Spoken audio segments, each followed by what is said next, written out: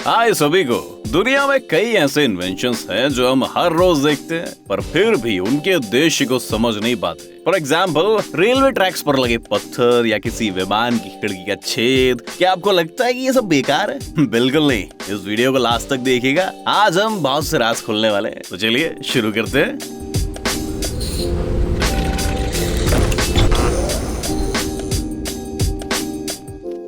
Train steering wheel.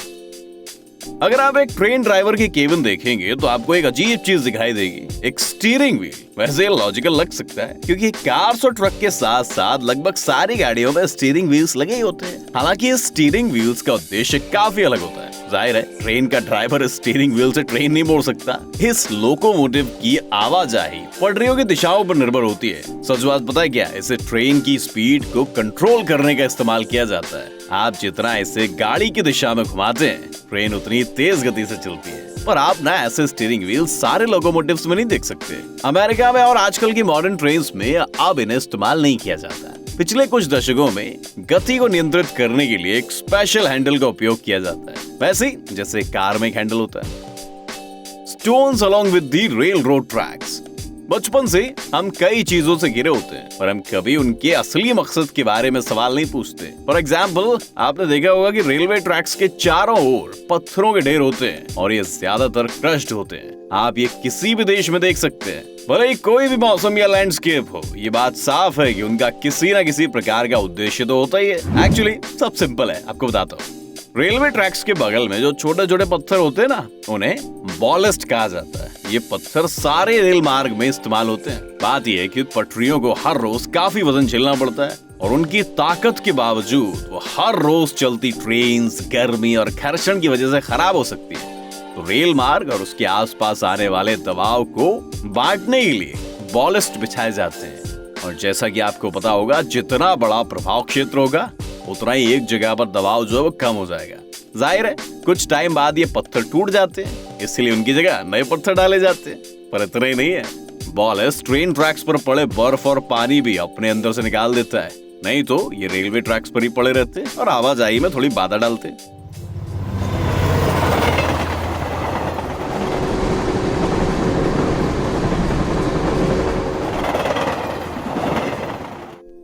Window near the door.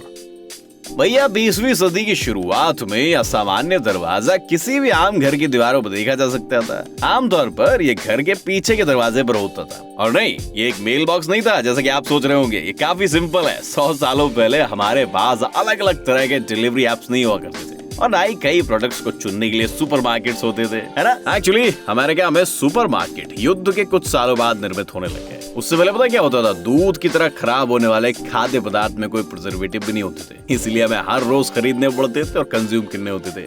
ये दरवाजे इसलिए बनाए गए, दरवाजों पे आते हैं ताकि हर सुबह किसान घरों में ताजा दूध पहुंचा सके। इस तरह जो गृहिणियां थी, उनको हर सुबह जल्दी बाजार में जाने की जरूरत नहीं पड़ती। ताजा अंडे, ब्रेड और फल भी इसी दरवाजे से डिलीवर किए जाते थे। 60s और 70s का जो टाइम था ना, उसमें इन दरवाजों का उपयोग लगभग बंद ही हो गया था। पर फिर भी कुछ पुराने घर ऐसे पाए जाते थे जिनमें दरवाजे होते थे और कभी कभी इन्हें लेटर बॉक्स या टूल्स रखने की जगह के तौर पर भी इस्तेमाल किया जाने लगा। होल इन एयरप्लेन विंडोज। उड़ान के दौरान खिड़की में बैठना किसे पसंद नहीं? हाँ भैया, सबसे पहले ही पहुंच जाते हैं, ऐसा शायद ही कोई होगा। नीचे की जमीन को देखना हमेशा ही अच्छा लगता है और बादलों के बीच से उड़ना, हाय हाय, और भी सुहाना लगता है। पहला एक्सपीरियंस तो बहुत ही खतरनाक होता है गुरु। तो अगर आप भी कभी खिड़की के पास बैठे हैं, आपको मिल गई वो सीट भाग्य से, तो अपनी खिड़की से नीचे बस छोटे छोटे छेद को आपने जरूर नोटिस किया होगा। एक ही छेद होता है, क्या आप गेस कर सकते हैं ये काहे के लिए? बेशक एयर प्रेशर के लिए। जैसे जैसे प्लेन ना ऊंचा उड़ता जाता है, आसपास की हवा का दबाव जो है वो बहुत ही घट जाता है। प्लेन के अंदर ये दबाव ज्यादा नहीं बढ़ना चाहिए, नहीं तो कोई भी यात्री अपनी मंजिल तक नहीं पहुंच पाएगा। ये प्रेशर प्लेन की खिड़कियों पर बहुत ज्यादा दबाव डालता है, इसीलिए इन्हें कांच के 3 अलग अलग लेयर से बनाया जाता है। बीच वाली पर एक छोटा छेद होता है जो दबाव को बाहरी हवा और पैसेंजर केबिन के बीच में बैलेंस करता है। Kitchen appliance. एक दिन एक रेडिट यूजर ने इस फोटो को पोस्ट किया और मदद की गुहार लगाई। उसे ना अपने घर में 1970 में बनाई गई अजीब चीज मिली, एक प्लास्टिक प्लेट जिसके एक बाजू में धातु के दांत थे। उस आदमी को ये समझ नहीं आ रहा था कि आखिर ये टॉर्चर टूल है क्या, लेकिन कमेंट्स में ना लोग दिग्गज थे, उन्होंने सही जवाब दे दिया। एक्चुअली ये कैंस खोलने के लिए एक पुराना उपकरण था। कई लोगों का कहना था कि ये मानव इतिहास का एक ऐसा उपकरण था जिसे बहुत ही कम महत्व दिया गया है। 21वीं शताब्दी में हम आज भी अचार के डिब्बे खोलने के लिए थोड़ा जूझते रहते हैं। हम उसका ढक्कन छुरी से खोलने की कोशिश करते हैं और हमारी दादी के पास इसका हल 50 साल पहले से ही था। बताइए, क्या आप जानते थे? अरे ओ सांभा, अपने किचन में से रखना पसंद करेगा रे? Spinning wheel.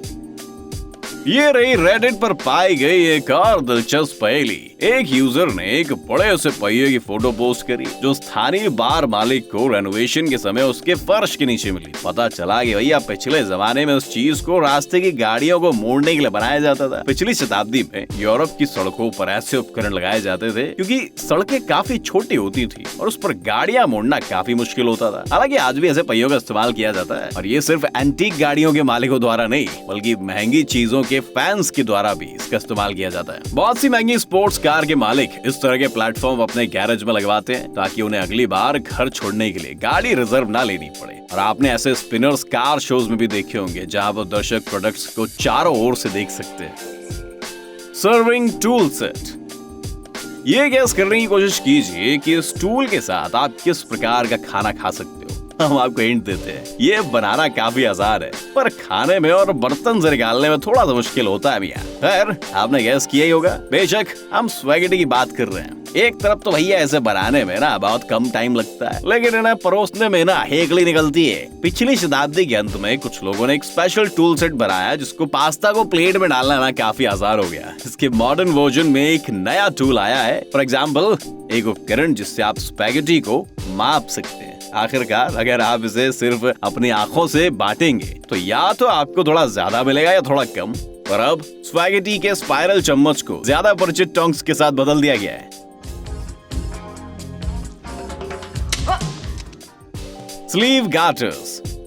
19वीं शताब्दी में अमेरिका का कोई भी आदमी इस चीज के बिना शर्ट नहीं पहनता था। दरअसल बात यह है कि उन दिनों स्लीव्स का आकार एक ही तरह का होता था, इसीलिए कभी कभी शर्ट्स काफी लंबी हो जाती थी। इसीलिए कुछ सज्जनों ने कर्व को फिट करने के लिए एक विशेष गार्टर्स का इस्तेमाल किया।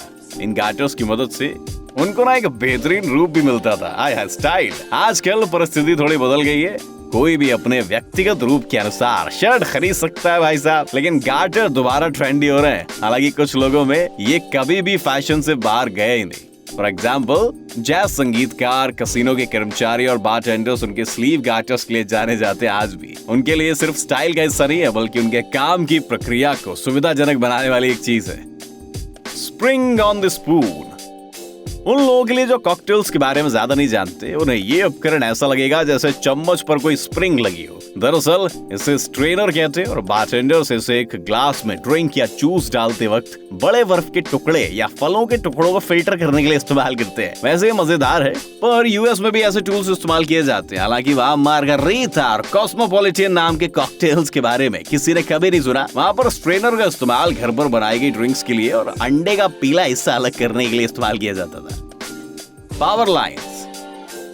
और आखिरकार बरखुरदार एक दिलचस्प चीज, क्या आपने कभी नोटिस किया है कि बिजली के तार एक अदृश्य वजन के नीचे ढीली पड़ जाती है? अगर आप समय के साथ इस घटना का निरीक्षण करते हैं तो आप जानेंगे कि ज्यादातर ऐसा गर्मियों के मौसम में होता है। बिजली की तारें गर्म हो जाती हैं, ठीक वैसे ही जैसे हम हो जाते हैं। इसके साथ ही उन पर एयर कंडीशनर और फैन की अतिरिक्त इस्तेमाल की वजह से ज्यादा बोझ हो जाता है। कॉपर और एल्यूमिनियम जिनसे ये तारें बनाई जाती है वो गर्म हो जाती है और एक्सपैंड हो जाती है। यही रीजन है कि बिजली की तारें भारी और ढीली पड़ जाती है।